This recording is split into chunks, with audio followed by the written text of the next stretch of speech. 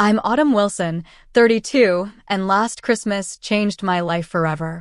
After driving 600 miles through a blinding snowstorm to reach my family's home in Tennessee, I stood on the doorstep, arms loaded with expensive gifts, heart full of hope. When my mother opened the door, her face hardened. "Sorry, wrong house," she said coldly, then slammed the door in my face. I stood there frozen, snowflakes melting on my eyelashes, mixing with tears I couldn't hold back. Before I continue this heartbreaking story, let me know where you're watching from in the comments below, and don't forget to hit that like and subscribe button to support others going through family struggles this holiday season. Growing up in our small Midwestern town, I always thought our family was normal. We weren't wealthy, but we were comfortable.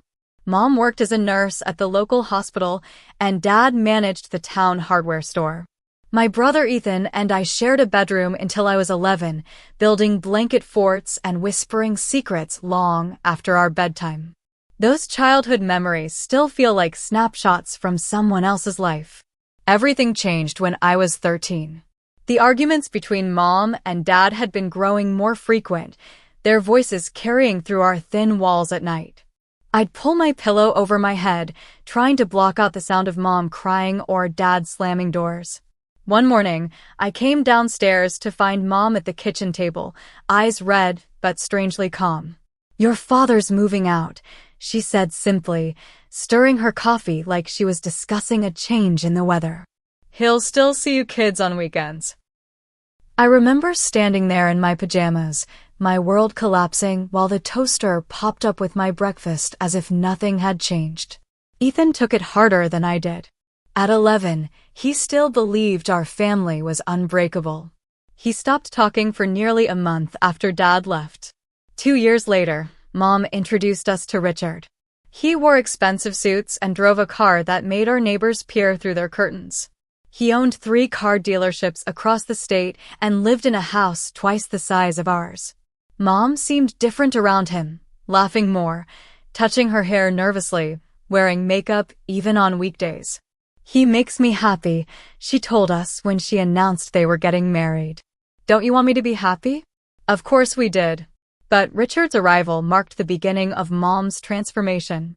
The woman who had taught me to clip coupons and shop sales started wearing designer clothes. The mother who once made us return birthday gifts that were too expensive suddenly found nothing wrong with Richard buying her diamond earrings just because. At first, the changes were subtle. Mom started commenting on our friends' families, who had money and who didn't.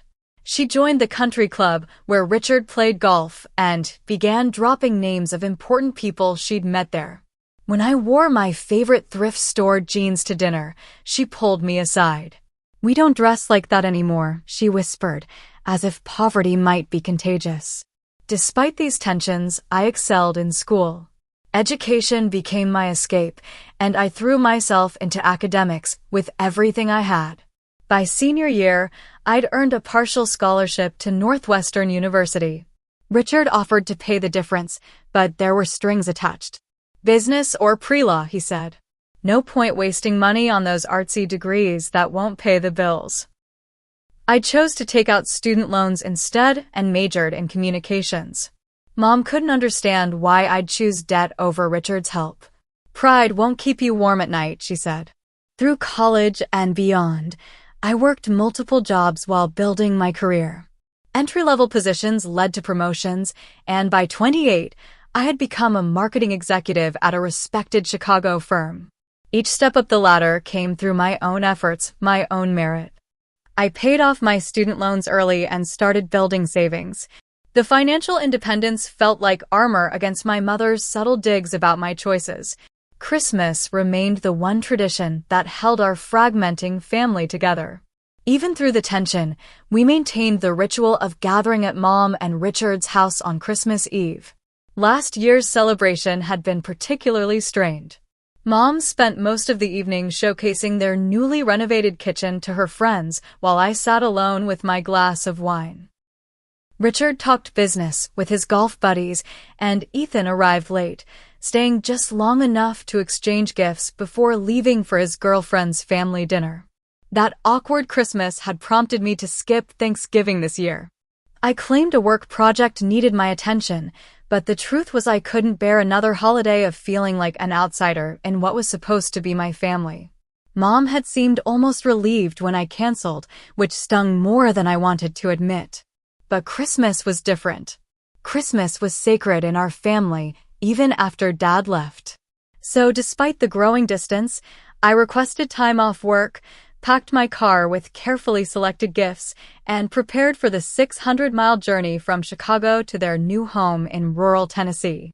"Are you sure you want to drive all that way?" my friend Julia asked when I told her my plans. "You could fly and rent a car."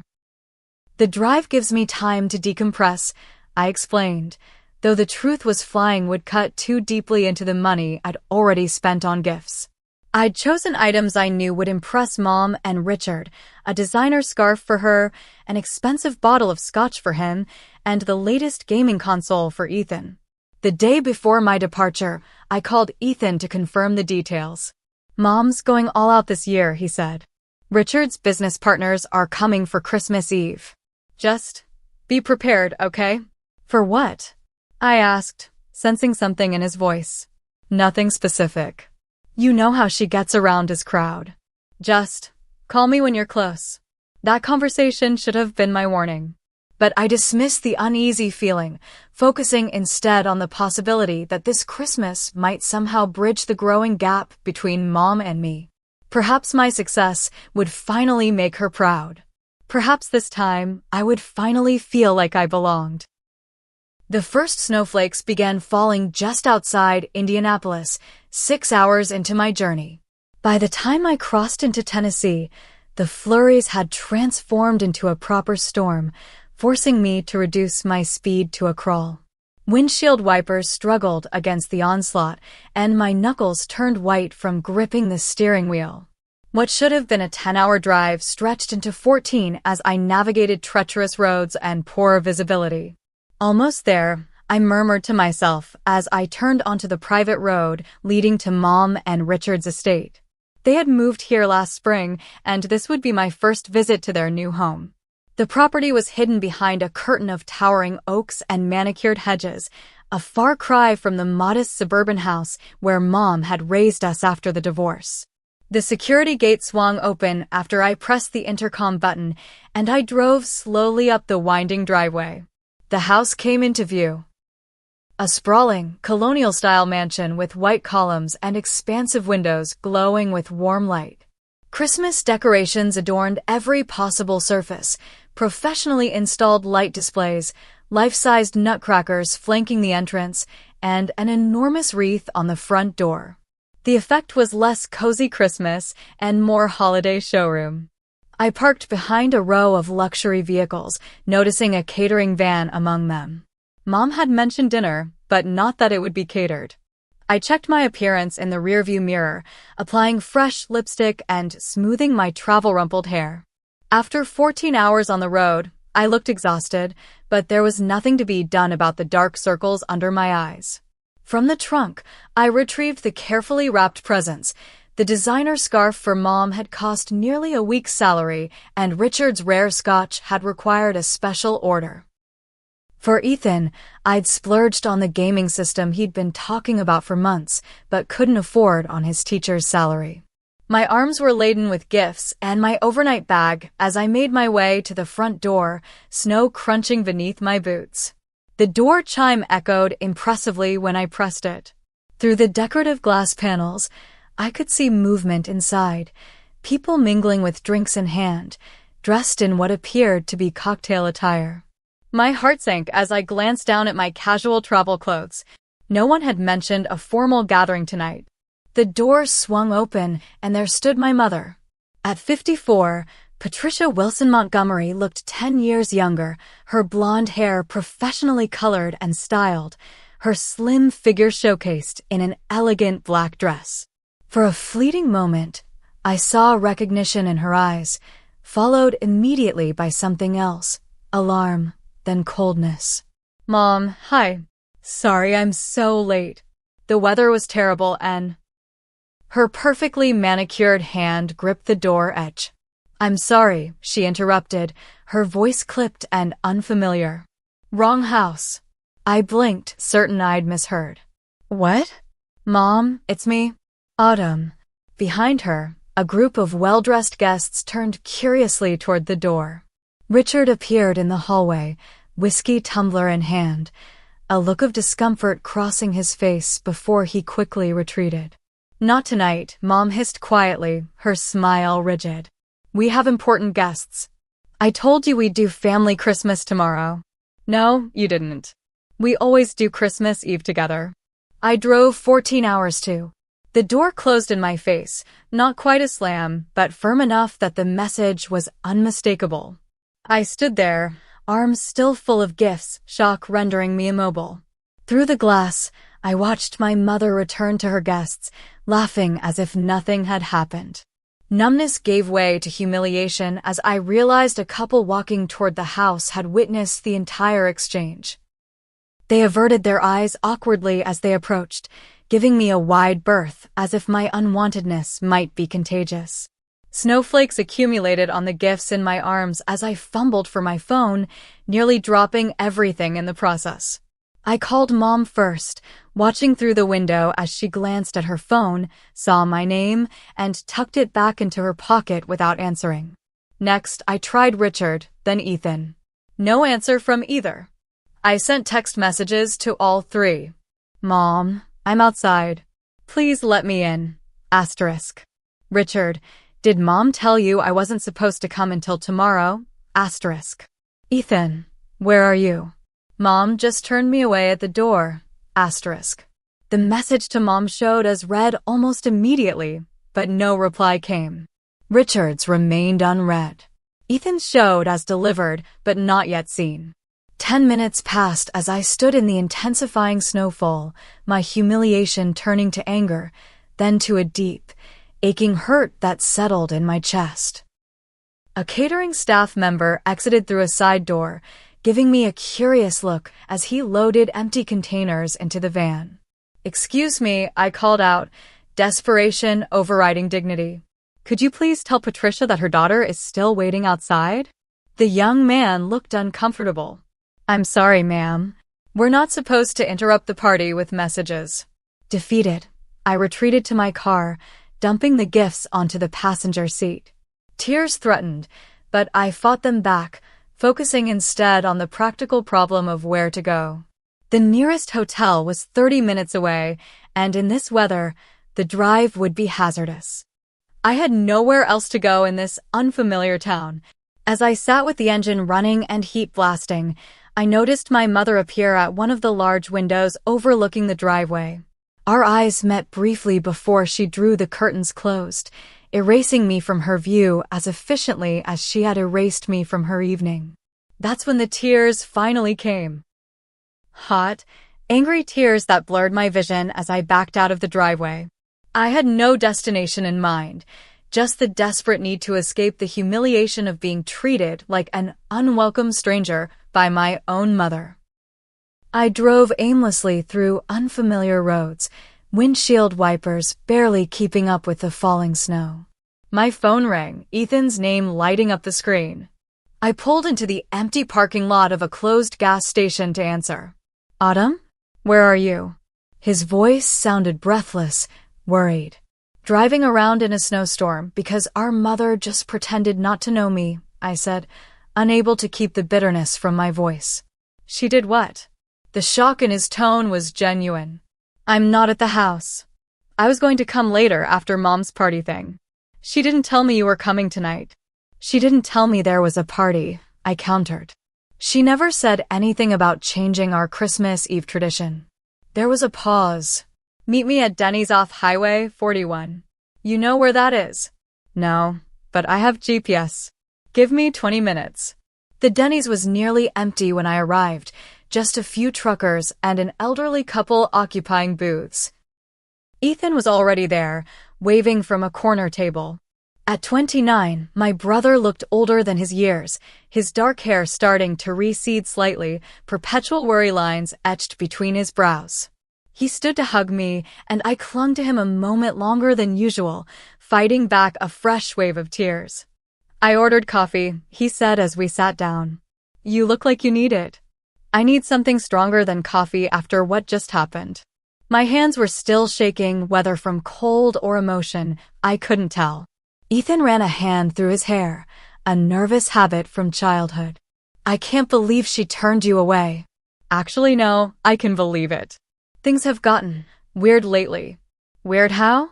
We talk every week, Ethan. You never said anything was wrong. Because it's been gradual. And honestly, I didn't want to worry you. He fidgeted with his coffee mug. Since they moved here, Mom's been obsessed with fitting in with Richard's crowd. Country club memberships, charity galas, social climbing, the works. That's not new, I pointed out. She's been like that since she married Richard. It's different now. More extreme. He leaned forward, lowering his voice. Did you know Grandpa Earl left her money when he died last spring? I frowned. No. She told me he'd spent most of his savings on medical care. That there was barely enough to cover the funeral. Ethan's expression darkened. That's a lie. He had a life insurance policy worth $68,540. I saw the check. The precision of the number struck me. Why would she lie about that? Because Grandpa wanted it split between all of us. He told me so before he died. Mom, you, me, equal shares. He even wrote it in a letter, but it wasn't legally binding. My coffee sat untouched, growing cold. So she just kept it all? Without telling me.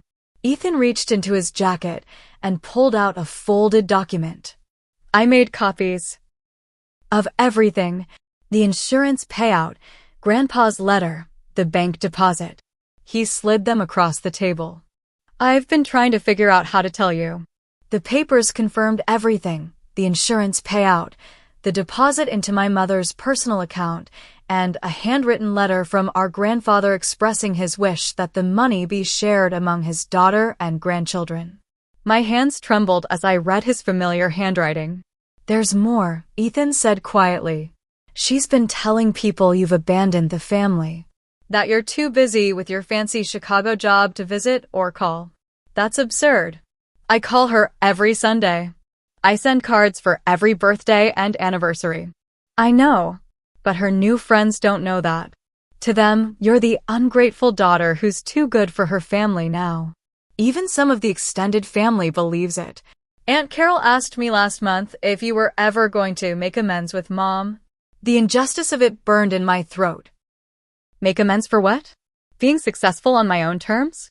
Not letting Richard dictate my career path. For not playing along with her new identity as the society wife with the perfect life. Ethan sighed heavily. The money changed her, Autumn. Or maybe it just revealed who she always was. She joined that exclusive country club where Richard plays golf. Suddenly she's hosting dinner parties for his business associates, buying art she doesn't understand, and acting like we grew up with silver spoons instead of struggling after Dad left.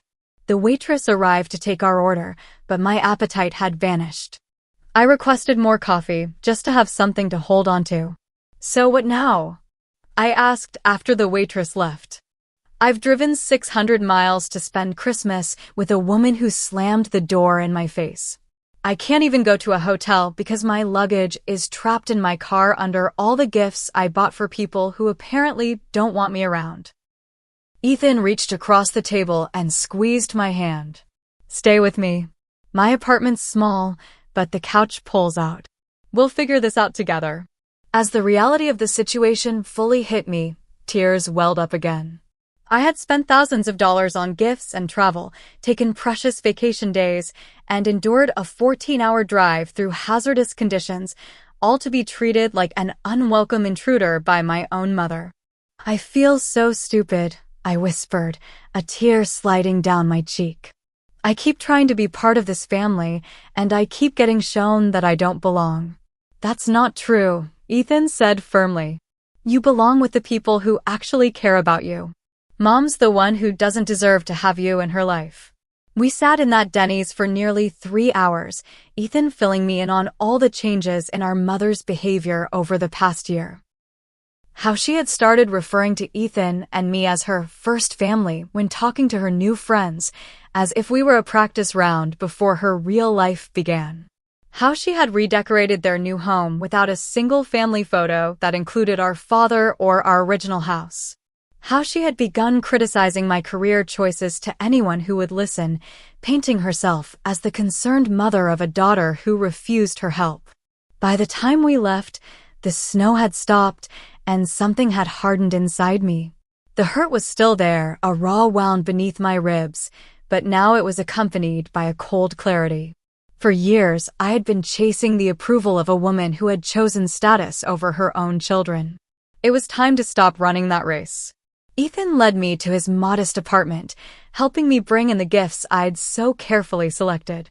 We placed them in a corner, a sad little pile of expensive peace offerings that would never be opened as intended. Tomorrow, Ethan said as he made up the sofa bed, we're going to have our own Christmas. And then we're going to figure out what to do about Mom and that inheritance.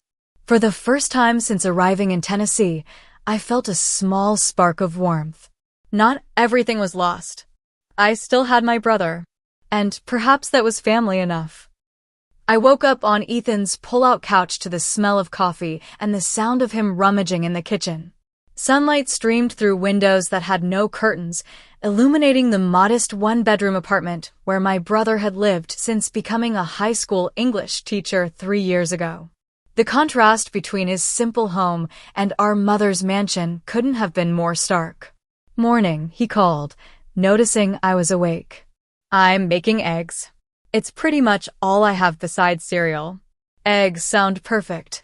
I sat up, wincing at the stiffness in my back from the thin mattress. "What time is it?" "Almost 11. You were exhausted, so I let you sleep." After breakfast, we sat at Ethan's small kitchen table, formulating a plan.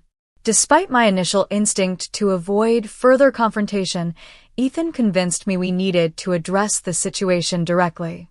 "She's having her big Christmas Eve dinner tonight," he explained. "All of Richard's business partners and their wives.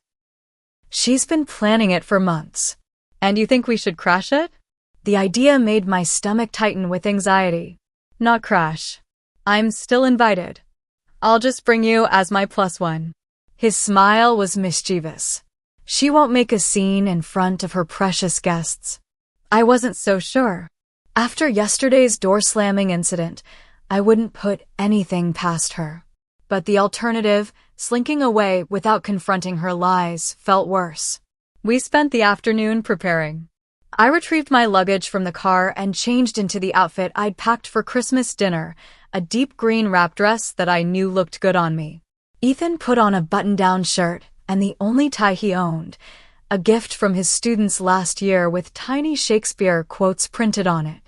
"Ready for battle?" he asked as we stood by his car at 7 o'clock. "As ready as I'll ever be."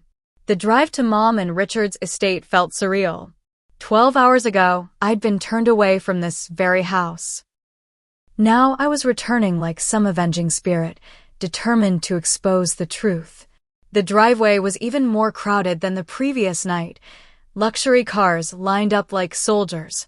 A valet took Ethan's keys. They hired a valet for a family dinner?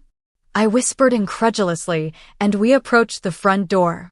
Christmas music drifted from inside, along with the murmur of dozens of conversations and occasional laughter.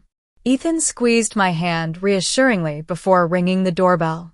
This time, it was Richard who answered, his expression shifting from welcome to shock when he saw me standing beside Ethan. "Ethan. And Autumn. This is a surprise." His eyes darted nervously over our shoulders, as if expecting to find more uninvited guests lurking behind us. "Merry Christmas, Richard," I said, summoning a confidence I didn't feel. "I hope you don't mind that I came with Ethan. After yesterday's misunderstanding, I didn't want to miss family Christmas." Richard's discomfort was palpable as he stepped back to let us enter. Of course. Your mother will be pleased you could make it after all." The interior of the house was even more impressive than it had appeared from outside. Vaulted ceilings, marble floors, a massive Christmas tree that must have cost thousands to decorate. About 30 people mingled throughout the open-concept main floor, all dressed impeccably, many wearing jewelry that caught the light from the crystal chandelier overhead. "There's Mom," Ethan murmured, nodding toward the dining room. Our mother stood with a small group of women, gesturing animatedly as she told some story that had them all laughing. She wore a different black dress than yesterday, this one adorned with subtle sequins that sparkled when she moved. She looked elegant, successful, and completely in her element until she turned and saw me. The smile froze on her face. For a split second, naked panic flashed in her eyes before she composed herself. She excused herself from her friends and made her way toward us with mechanical precision. "Ethan," she said tightly when she reached us, deliberately not looking at me. "Could I speak with you in the kitchen?" "Now." "Whatever you need to say, you can say it to both of us," Ethan replied calmly. Her smile remained fixed, but her eyes hardened. "Fine. Both of you. Kitchen. Now." We followed her through the crowd, smiling politely at curious glances from guests. The catering staff worked efficiently in the enormous chef's kitchen, but Mom led us through to a butler's pantry that offered some privacy. The moment the door closed behind us, she rounded on me. "What are you doing here?" "I told you very clearly that family Christmas is tomorrow." "No, you didn't," I said, my voice steadier than I expected. "You said, and I quote, 'Sorry, wrong house,' and then closed the door in my face. I was in the middle of hosting important people. You showed up unannounced, looking like you'd just rolled out of bed. I had driven for 14 hours through a snowstorm to be with my family for Christmas Eve, just like we've done every year of my life. Plans change, Autumn. I sent you an email about it weeks ago." "No, you didn't." I pulled out my phone. I checked every email, text, and voicemail from you. There was nothing about changing our Christmas Eve tradition. Mom's gaze flicked to Ethan, seeking an ally, but his expression remained neutral. "Well, there's clearly been a miscommunication. But you're here now, so let's make the best of it. There's not really room at the dinner table, but you can join for dessert." "That's not why I'm here," I interrupted. "I want to talk about Grandpa Earl's insurance money." The color drained from her face. Her eyes darted to Ethan, who nodded slightly. "I don't know what you're talking about," she said, but her voice had lost its conviction. $68,540, I said. "The life insurance payout that Grandpa wanted split between all of us.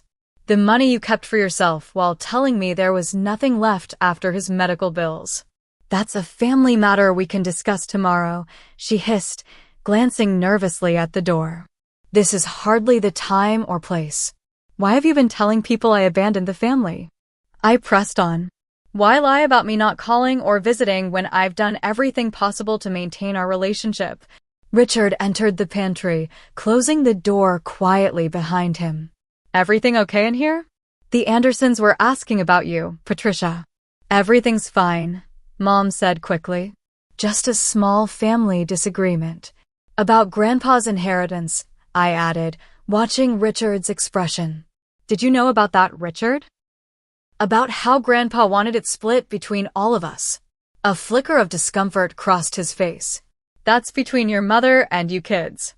I don't get involved in those matters." "Convenient," Ethan muttered. Mom's composure was cracking. "You two are trying to ruin my Christmas dinner out of spite." "I've worked for months planning this evening." "We're trying to understand why you've shut Autumn out," Ethan interrupted. "Why you've lied about her to family and friends. Why you kept Grandpa's money for yourself." "I haven't shut anyone out." "Autumn chose her path long ago when she rejected our help and moved to Chicago. She made it very clear she didn't need family support." "I didn't reject your help," I said, the old hurt surfacing. "I rejected Richard's conditions on that help. There's a difference. And now you've come back because you want Grandpa's money," she snapped. "How convenient." The accusation stung. I didn't even know about the money until last night.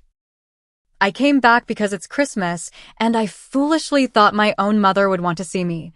Well, you thought wrong, she said, the words like ice shards. You don't fit into this life anymore, Autumn. You made your choices, and I've made mine. Money makes family, and you're not part of this anymore.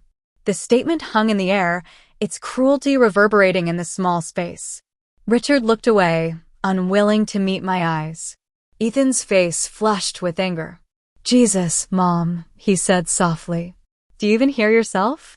The pantry door opened again, and Aunt Carol, Mom's older sister, stood frozen in the doorway, a look of shock on her face. Patricia? What's going on? Did I just hear you say money makes family? Mom's mask of composure slipped completely. Carol, this is a private conversation. I came looking for more wine, and instead I find you saying the most horrible thing I've ever heard to your own daughter.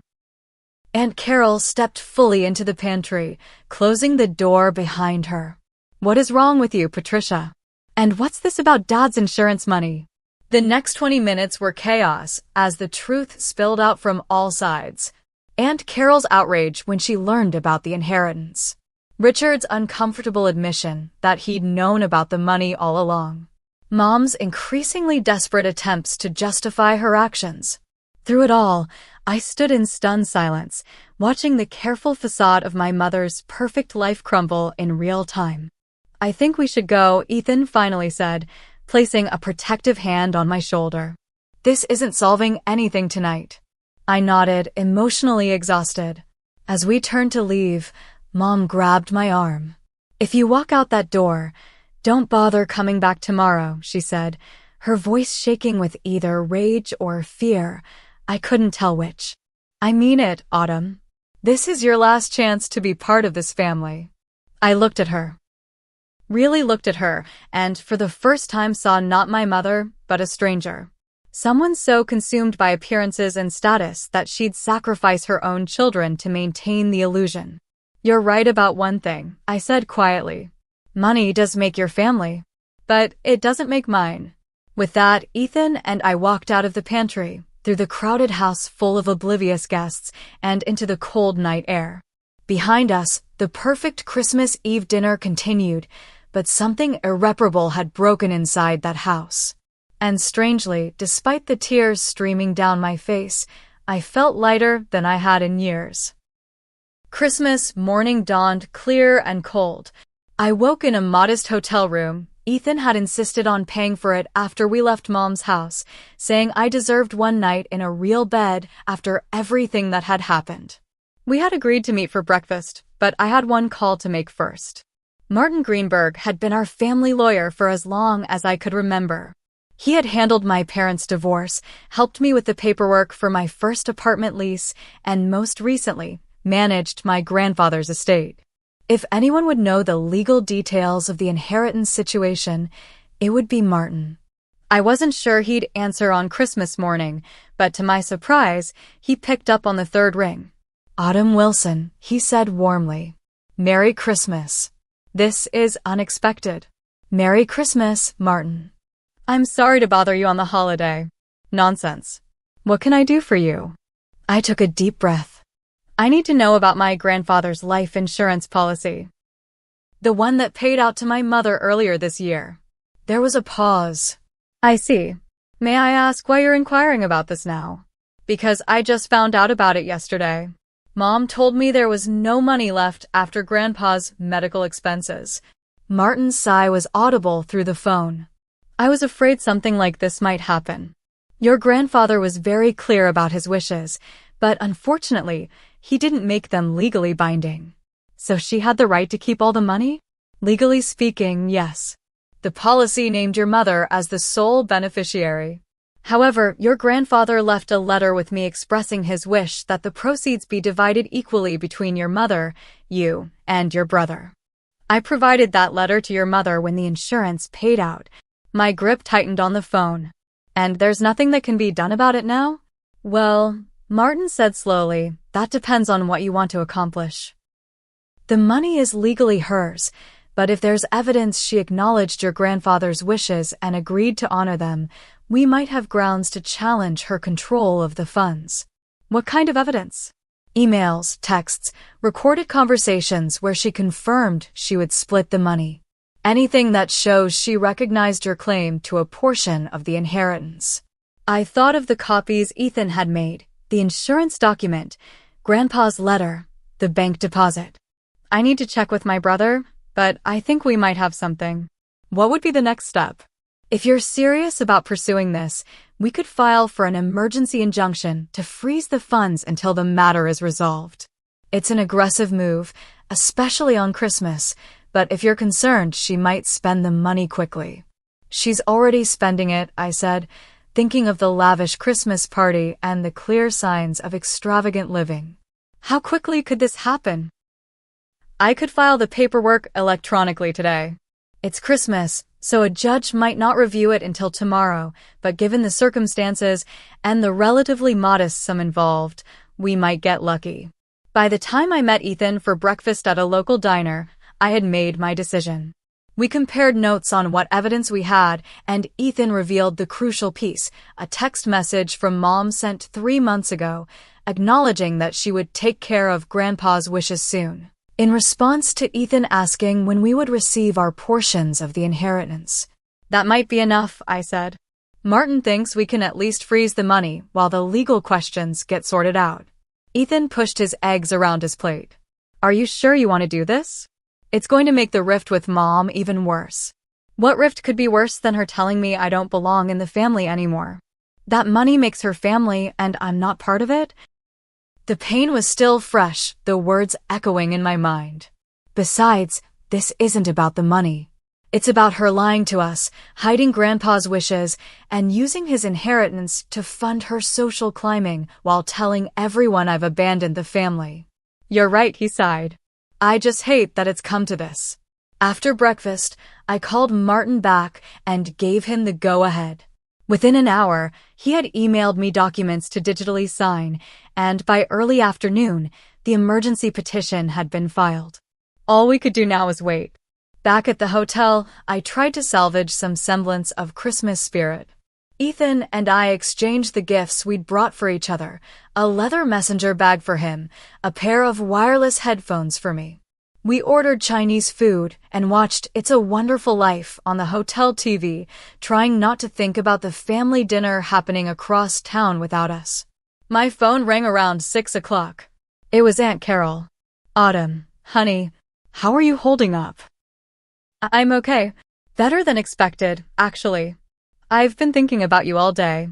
I want you to know I had no idea what Patricia was doing about the inheritance or the things she's been saying about you. None of us did. Her support brought unexpected tears to my eyes. Thank you. That means a lot.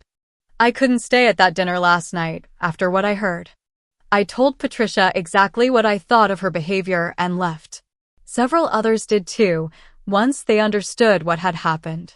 A small, petty part of me was gratified to know Mom's perfect Christmas Eve had been disrupted. I filed legal paperwork today, and Carol, to freeze Grandpa's insurance money until this gets sorted out. Good, she said firmly. Dad would be horrified by what she's done. He adored you, Autumn. You know that, right? After we hung up, I checked my email and found a notification from Martin. The judge had reviewed our emergency petition and granted the temporary freeze on the funds. It would remain in place until a hearing could be scheduled in the new year. As if on cue, my phone began buzzing with incoming texts, all from my mother. What have you done? Asterisk. The bank just called about a freeze on my account. Asterisk. How dare you do this on Christmas? Asterisk. Then, a call from Richard. I let it go to voicemail, then listened to his message. Autumn, this is unnecessary and harmful to your mother. We need to discuss this like adults. Please call me back so we can work this out without lawyers. More texts from Mom followed, alternating between rage and manipulation. After everything I've done for you, this is how you repay me. Asterisk. I was going to share the money eventually, when the time was right. Asterisk. You're breaking my heart, Autumn. Is this really what you want? Asterisk. Your grandfather would be ashamed of you. Asterisk. That last one stung, but I knew it wasn't true. Grandpa Earl had been kind and fair his entire life. He wouldn't have wanted his money to become a weapon. Block her number, Ethan suggested when I showed him the messages. At least for tonight. Give yourself a break. I couldn't bring myself to block her entirely, but I did silence the notifications. Whatever resolution would come, it wouldn't happen tonight on Christmas. Later that evening, as Ethan dozed on the hotel room's second bed, I opened my laptop and found an email from a cousin I hadn't spoken to in months. Hey Autumn, asterisk. I heard what happened with Aunt Patricia. The family group chat is blowing up. Just wanted you to know most of us are on your side. Mom, Aunt Carol, told everyone about the inheritance thing and how Aunt Patricia has been lying about you. It's not right. Asterisk. Anyway, if you're still in town and want to come to our place for leftovers tomorrow, you and Ethan are welcome. No pressure, just an offer. Asterisk. Love. Asterisk. Jamie asterisk. For the first time since arriving in Tennessee, I felt a genuine smile cross my face. I had lost one family connection, but perhaps others could be strengthened in its place. As painful as this Christmas had been, it had revealed truths that had been hidden for too long. And maybe that was a gift in itself, the gift of clarity, of seeing people as they truly are. I closed my laptop and lay back on the hotel bed, watching the blinking lights of the sad little artificial Christmas tree in the corner of the room. Tomorrow would bring new challenges, but tonight, at least, I could rest knowing I had stood up for myself and for what was right. The week between Christmas and New Year's Eve passed in a strange limbo. Instead of returning to Chicago as planned, I extended my hotel stay and took advantage of my company's flexible holiday policy to work remotely. Ethan had offered his couch again, but I needed space to process everything, and he needed a break from the family drama to spend time with his girlfriend, who had returned from visiting her parents. My mother's initial barrage of angry messages had given way to a calculated silence. Richard, however, called daily with increasingly generous settlement offers, each one presented as a magnanimous gesture rather than an acknowledgement of wrongdoing. Your mother is willing to give you $20,000 if you'll drop this legal nonsense, he said during his most recent call. That's more than your share would have been anyway. This isn't about the money, Richard, I repeated, a phrase that had become my mantra. It's about the principle. And about the lies she's been telling about me. People say things they don't mean when they're upset. You know how your mother gets. But that was just it. I didn't know how she got. I had spent my entire adult life making excuses for her behavior, convincing myself that her conditional love was better than no love at all. The events of Christmas Eve had finally forced me to see the truth I'd been avoiding. My mother's love came with terms and conditions I could never satisfy. On New Year's Eve morning, my hotel room phone rang, an unusual occurrence since most people contacted me on my cell. It was the front desk. Ms. Wilson? There's an elderly lady here asking for you. A Mrs. Eleanor Wilson? She says she's your great-aunt. Great-aunt Eleanor was my grandfather's sister, a woman in her 80s who I hadn't seen in years. Curious and a little concerned about what could bring her out in the winter cold, I asked the desk to send her up.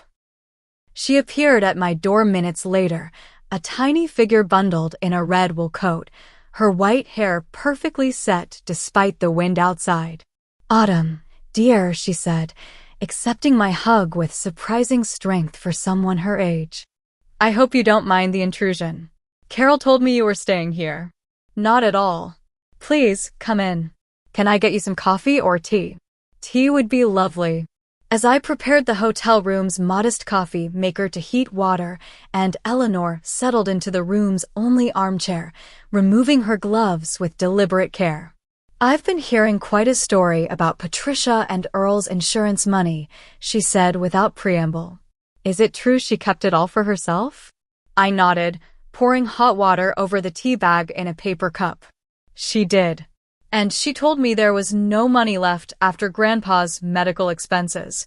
And Eleanor's lips pressed into a thin line. That doesn't surprise me as much as it should. Patricia always had champagne taste on a beer budget, as my brother used to say.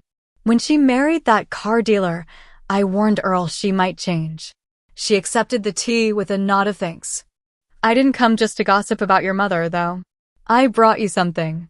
From her large handbag, she retrieved a worn leather photo album. These were Earl's. He would want you to have them. The album contained photographs I had never seen before: my grandfather as a young man, his wedding to my grandmother, my mother as a child, and then, toward the end, pictures of me and Ethan with Grandpa Earl. Fishing trips, birthday parties, ordinary moments preserved in fading color.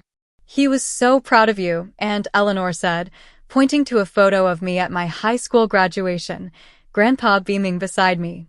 He told everyone how you earned that scholarship on your own merit. How you worked all those jobs to put yourself through college without taking a penny from Richard. Tears pricked at my eyes. I didn't know that. Earl understood the value of making your own way. It's why he left that insurance money to be split among you all. He wanted to give you a boost, not a crutch. She patted my hand. Your mother never quite grasped that distinction. We spent the next hour looking through the album, and Eleanor sharing stories about my grandfather that I had never heard. How he had started his own business with just $50 borrowed from a friend. How he had turned down a lucrative job offer because it would have meant uprooting his family. How he had quietly paid college tuition for a neighbor's son when the family fell on hard times. Your grandfather believed family was about support, not control, she said as she prepared to leave. Remember that, whatever happens with Patricia. After she left, I found myself drawn to the window, watching the preparations for New Year's Eve celebrations in the park across from the hotel.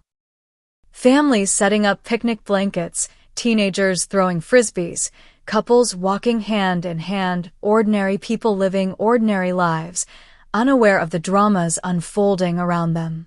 My phone rang. Martin Greenberg, our lawyer. I have news, he said after we exchanged pleasantries.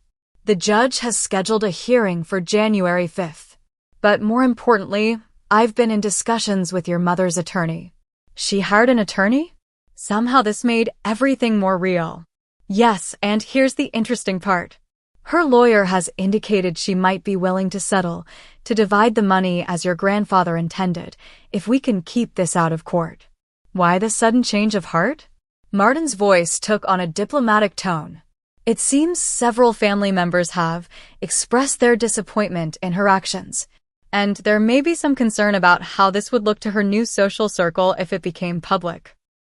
In other words, the threat to her carefully constructed image was more persuasive than any moral argument could ever be. What do you think I should do? I asked. Legally, we have a decent case. But litigation is expensive and emotionally draining. If she's willing to do the right thing now, even for the wrong reasons, it might be best to accept. I promised to think about it and hung up, my mind churning with conflicting emotions. Part of me wanted the validation of a legal victory, but another part just wanted this chapter closed so I could move forward. As evening approached, my phone rang again, an unexpected caller. Autumn? It's Richard. I'm downtown. Could we meet for coffee? Just the two of us. Curiosity overcame caution, and I agreed to meet him at a cafe near my hotel. He was already there when I arrived, looking older and more tired than I remembered from Christmas Eve. Thank you for coming, he said, standing awkwardly as I approached the table. I ordered you a latte. You still take those, right? I nodded, surprised he remembered. What's this about, Richard? He sighed heavily, running a hand over his thinning hair. I wanted to talk to you away from your mother. To explain some things. Over the next hour, Richard painted a picture of my mother I had glimpsed but never fully understood. Her desperate fear of returning to the financial insecurity of her childhood. Her obsession with maintaining appearances among his wealthy business associates. Her panicked reaction when the insurance money arrived, not greed, he insisted, but terror that it wouldn't be enough to secure her future if anything happened to him. She's not a bad person, Autumn. She's scared. She always has been. Fear doesn't justify lying, I said. Or keeping money that wasn't just hers to keep. Or telling people I abandoned the family. No, it doesn't. For the first time, he looked me directly in the eyes. I should have said something. When she started spreading those stories about you, I should have corrected them. I'm sorry I didn't. His apology, unexpected and seemingly genuine, caught me off guard. Richard had always been a peripheral figure in my emotional landscape, my mother's husband, not quite a stepfather, certainly not a replacement for my dad. Yet here he was, showing more insight and remorse than my own mother had. Why are you telling me this now? Because I've watched Patricia lose herself these past few years. The woman I married was kind, despite her insecurities. She loved you kids, even if she didn't always show it well. He stared into his coffee cup. The money changed her. Or maybe it just amplified what was already there. Either way, I don't like what we've become. As we parted ways outside the cafe, Richard awkwardly extended his hand. Whatever you decide about the inheritance, I hope you'll consider keeping the door open, at least a crack. Not for Patricia's sake, or mine. For your own. I walked back to my hotel through streets filling with New Year's Eve revelers, their excitement a stark contrast to my contemplative mood. Richard's words echoed in my mind, competing with Aunt Eleanor's stories about my grandfather and Martin's practical legal advice. By the time midnight approached, I had made my decision. I would accept the settlement offer, divide the inheritance as grandfather intended, and donate my portion to the literacy foundation he had supported for years. The money that had caused so much pain would do some good in the world, and I would close this chapter with as much grace as I could muster. As fireworks exploded over the park, illuminating my hotel room in brief flashes of color, I raised a glass of cheap champagne from the mini-fridge. To new beginnings, I said to the empty room. And to letting go. 3 months after that fateful Christmas, spring had begun to soften the Tennessee landscape. Dogwoods bloomed along the highway as I drove to the courthouse for what would hopefully be the final resolution of our inheritance dispute. The legal proceedings had moved slower than expected, complications arising when my mother initially balked at the settlement terms. In the end, though the judge had reviewed all evidence, including Grandpa Earl's letter, the text messages acknowledging his wishes, and testimony from Aunt Eleanor and other family members, and ruled in our favor. Today was merely a formality, the official division of the insurance proceeds into 3 equal shares. I hadn't seen my mother since Christmas Eve. She had refused mediation sessions, communicating only through her attorney. According to Ethan, who still lived in town and occasionally saw her at family functions, she had become more withdrawn, her social calendar notably less busy as news of our dispute rippled through her carefully cultivated circle. The courthouse was quiet that morning, just a few lawyers and clients moving through the cavernous hallways. I spotted my mother and her attorney near the designated conference room, her posture rigid, her gaze fixed straight ahead. She wore a conservative navy suit, her usual jewelry conspicuously absent. "Hello, Mom," I said, approaching them with Martin at my side. She nodded stiffly but said nothing.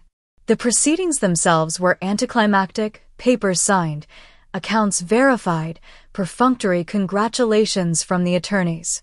My mother maintained her silence throughout, signing where indicated without comment. Only when everything was complete did she finally meet my eyes. "I hope you're satisfied," she said, her voice barely above a whisper. "This isn't about satisfaction," I replied. "It's about honoring Grandpa's wishes. Your grandfather didn't understand the realities of my situation. Maybe not, but he understood the importance of fairness." She gathered her purse, preparing to leave. "Richard tells me you're donating your share to that literacy foundation." I nodded, surprised she knew. Grandpa believed in their work. Something flickered across her face, respect, perhaps, or merely surprise. "Well, that's your choice." "Yes," I said simply. "It is." That brief exchange, mundane as it was, represented the most civil conversation we'd had in months. As I watched her walk away, I felt an unexpected lightness. The anger that had fueled me through the legal battle had gradually dissipated, replaced by a calm acceptance of what our relationship had become and what it would likely never be again. Outside the courthouse, spring sunshine warmed my face.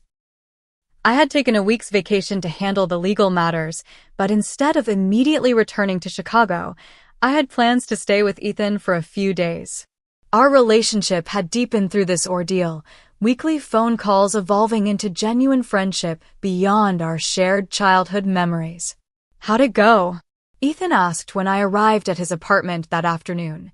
"Surprisingly peaceful." "She didn't fight, didn't argue. Just signed the papers and left." "That's not what I expected." "Me neither." I settled onto his couch, the same one I'd slept on that Christmas night. "I think she's tired of fighting. Or maybe Richard talked some sense into her. He called me last week, asked how you were doing." That evening, Ethan and I met Aunt Carol, Aunt Eleanor, and several cousins for dinner at a local restaurant. What had begun as a small family rebellion against my mother's behavior had evolved into a monthly tradition, a way of maintaining connections that had been neglected for too long. "Have you thought about what you'll do next?" Aunt Carol asked as we shared dessert. "With your mother, I mean." "I'm not shutting the door completely," I said after considering the question. "But I'm also not chasing her approval anymore. If she wants a relationship, it has to be built on honesty." "That's wise," and Eleanor nodded. "Boundaries are important, especially with family." The concept of boundaries had been central to my therapy sessions over the past months. After returning to Chicago following Christmas, I had finally sought professional help to process not just the recent trauma, but the years of conditional acceptance that had shaped my relationship with my mother. Through those weekly sessions, I had begun to understand the pattern we had established. My desperate attempts to earn her approval, her increasingly impossible standards, both of us trapped in roles that brought neither happiness nor growth. My therapist, Dr. Levine, had introduced me to the concept of the grief of recognition, the painful process of acknowledging that the parent you wish you had doesn't exist and never will. That grief had felt overwhelming at first, but gradually, it had become manageable, then transformative. Accepting my mother for who she actually was, rather than who I needed her to be, had freed me from expectations that could never be met. The day before I was scheduled to return to Chicago, I received an unexpected text from my mother. "I've put some of your childhood things in a box. Richard can drop them off at Ethan's if you want them." It wasn't an apology or an olive branch, exactly, but it was something, an acknowledgement of my existence at least. I texted back a simple thank you, "That would be nice." Richard arrived the next morning with a cardboard box. "She found these when we were reorganizing the storage room," he explained as he handed it over. "She thought you might want them before they got thrown out."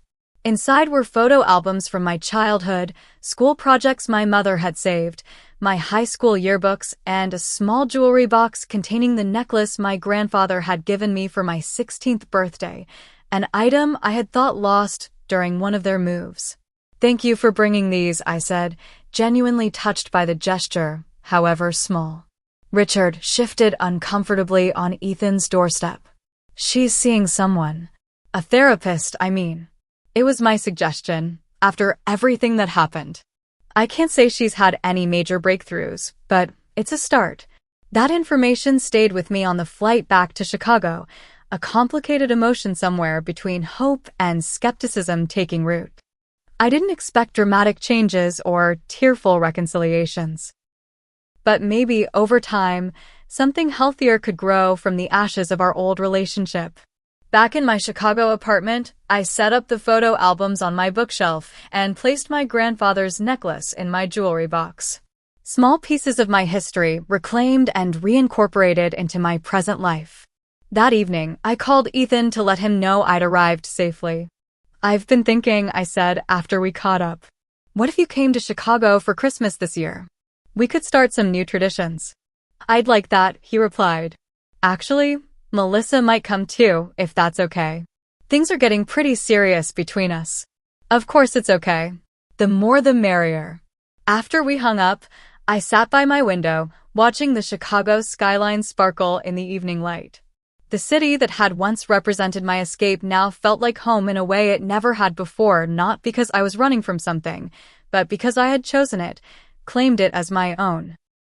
The journey from that snowy Christmas Eve to this moment had been painful, revealing truths about my family and myself that had been long buried. But through that pain had come clarity, and through clarity, healing. I had learned that family wasn't defined by blood or money, but by respect, honesty, and genuine care. Some family connections had been broken in the process, perhaps irreparably, but others had been strengthened and new ones formed. As for my mother, only time would tell if our relationship could be rebuilt on healthier ground. I was no longer waiting for her approval to feel complete, no longer measuring my worth through her eyes. Whatever happened between us going forward would be between two adults making conscious choices, not a child desperately seeking validation and a mother withholding it. The inheritance that had sparked this transformation had, in the end, been about much more than money. It had been the catalyst for confronting long-buried truths, for breaking destructive patterns, and for finding the courage to define family on my own terms. In that way, perhaps it was exactly the gift my grandfather had intended all along. What does family mean to you? Is it defined by blood, choice, or something else entirely? I'd love to hear your thoughts in the comments below. And if this story resonated with you, please hit that like button and subscribe to hear more stories about finding strength through life's most challenging moments. Thank you for listening, and remember that sometimes the most painful rejections can lead us to where we truly belong.